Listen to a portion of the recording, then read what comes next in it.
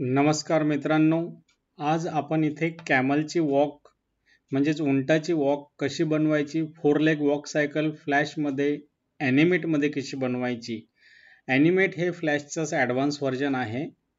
माझ्याकडे ॲनिमेट 2023 यामध्ये मी ही वॉक करून दाखवणार आहे. पहिले मी गेलेलो आहे फ्रीपिकवर, तर फ्रीपिकवरून मी कॅमलचे काही ग्राफिक्स रेडीमेड घेणार आहे. जी मॉडेल शीट आपण बनवतो ती न बनवता मी फ्रीपिकवरून फ्री डाउनलोड करणार आहे. सो ही मला आवडलेली आहे. ही डाउनलोड केल्यानंतर मी ॲनिमेटमध्ये ही फाईल कशी घेतोय बघा. ही आपल्याला झिप फाईलमध्ये मिळणार आहे. याला अनझिप करायची आहे. यामध्ये जी AI फाईल असेल ती आपण ॲनिमेटमध्ये इम्पोर्ट करायची आहे. ॲनिमेटमध्ये इम्पोर्ट केल्यानंतर जशा लेयर्स त्यामध्ये असतील तशा लेयर्स इथे येतात. सगळेच ग्राफिक ॲनिमेटला सपोर्ट करत नाहीत, पण काय काय करतात. आता ही जे आपण कॅमलची मॉडेल शीट घेतली आहे, ही जे मॉडेल घेतलं आहे, हे आपल्याला ॲनिमेटसाठी सपोर्टिव्ह कसं होईल असं आपल्याला बनवायचं आहे. तर मी काय केलं, याला आता रिक करून घेतोय मला जसं हवं आहे तसं.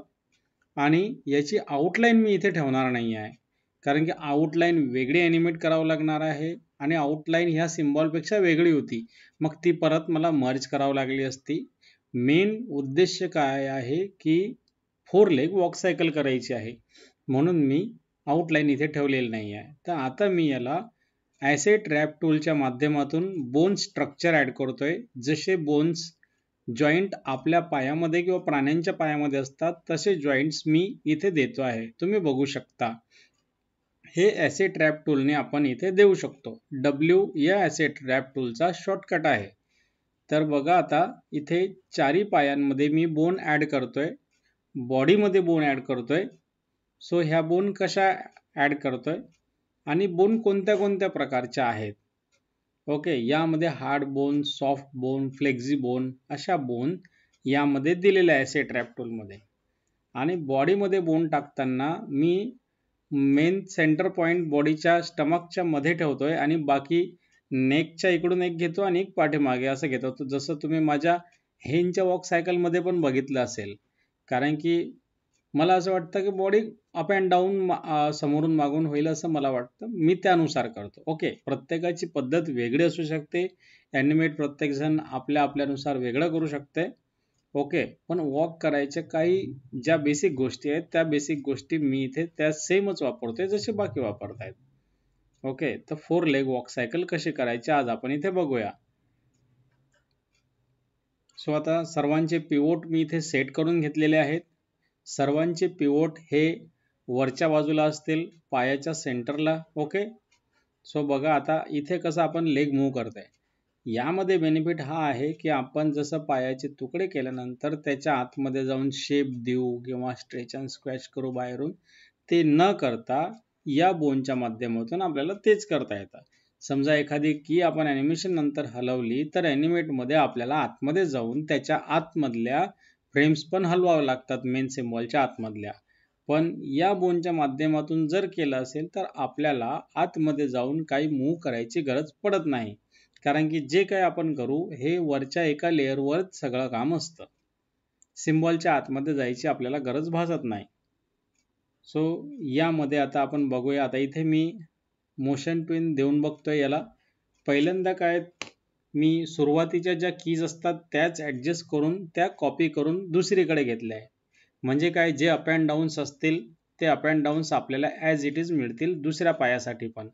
सो मी तसेच करून घेतले आहे. आता इथे मला ही थोडी वॉक स्लो वाटली, त्यामुळे मी काय केलं, शिफ्ट F5 प्रेस करून प्रत्येक मधली एक एक की कमी केली. तर ही 25 फ्रेमची वॉक झालेली आहे. आता आपण याला प्ले करून पाहूया आपल्याला ही कशी वाटते. जर फास्ट वाटत असेल तर परत आपण स्लो करू शकतो.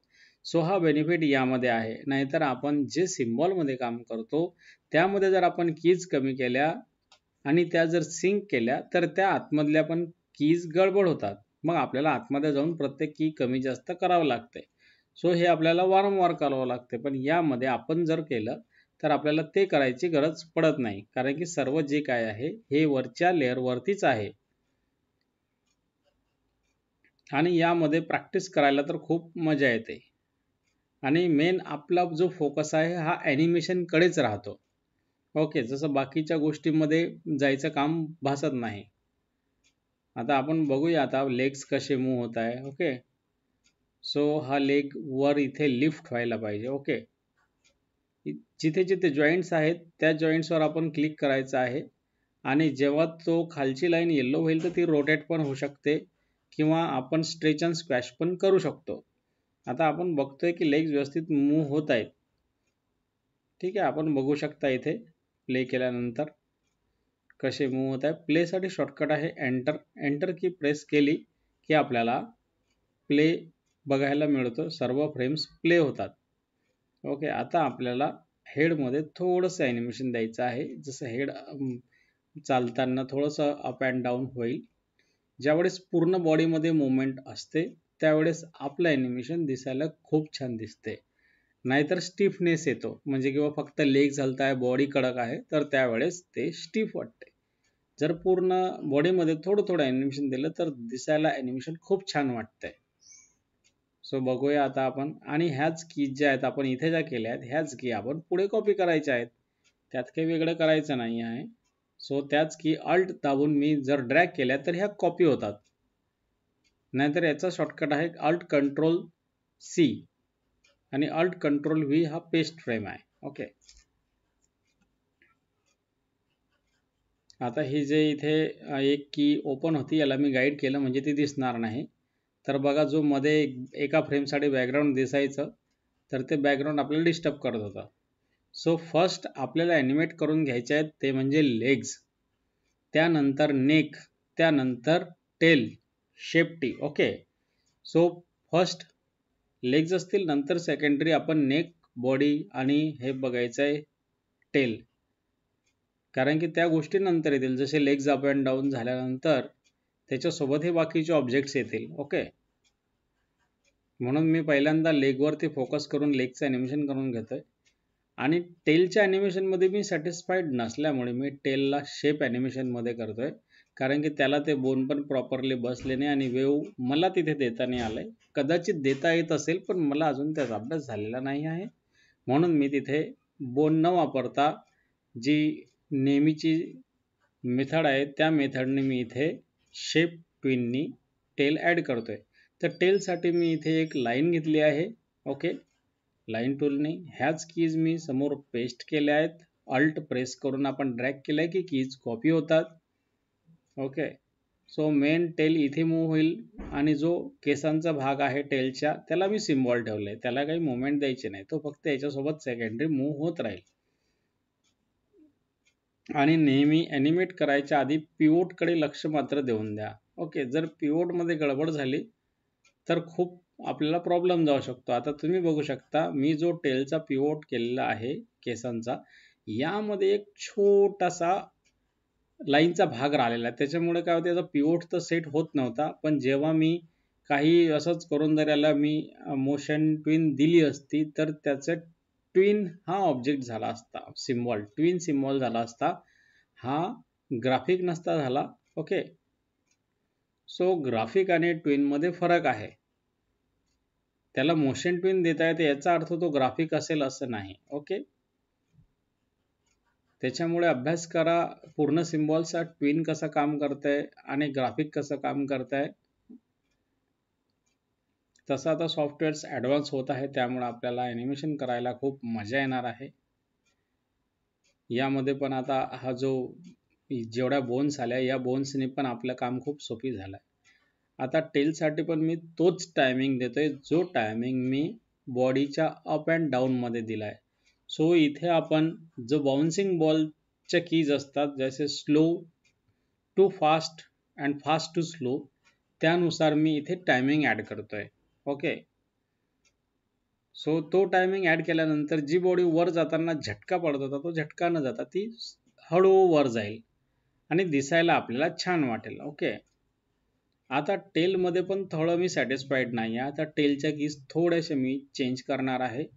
तुम्ही याला पाहत राहा.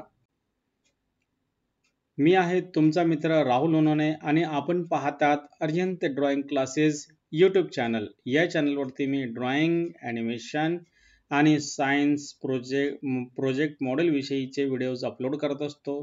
तुम्ही बघा, आवडल्यास मित्रांना आणि इतर तुमचे जे कलिग्स असतील त्यांना शेअर करा, जेणेकरून त्यांना ॲनिमेशनमध्ये ड्रॉइंगमध्ये मदत होईल आणि तुमच्या शेअरमुळे मला पण मदत होईल.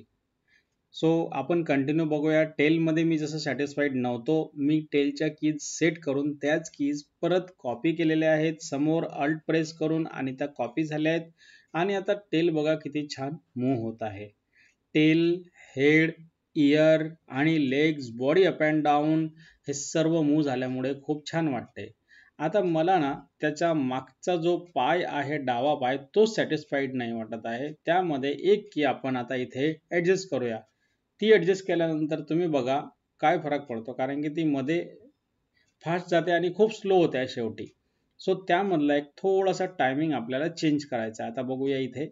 आणि नेहमी मुवमेंट देताना तुम्ही अनियन स्किन ऑन करा. अनियन स्किननी काय होतं, आपल्याला पुढची आणि मागची फ्रेम मिळते. पुढची आणि मागची फ्रेम मिळाली की आपल्याला कीजमध्ये पण स्लो इन स्लो आउट हे प्रिन्सिपल वापरायला सोपी जातं. अनियन स्किन हे त्यासाठीच बनलेलं आहे. ज्याप्रमाणे ट्रॅडिशनल ड्रॉइंगमध्ये हाताने पेपर मूव्ह करायचे आणि मागचा पुढचा पेज बघायचे, तसंच अनियन स्किन पण आपल्याला मदत करते.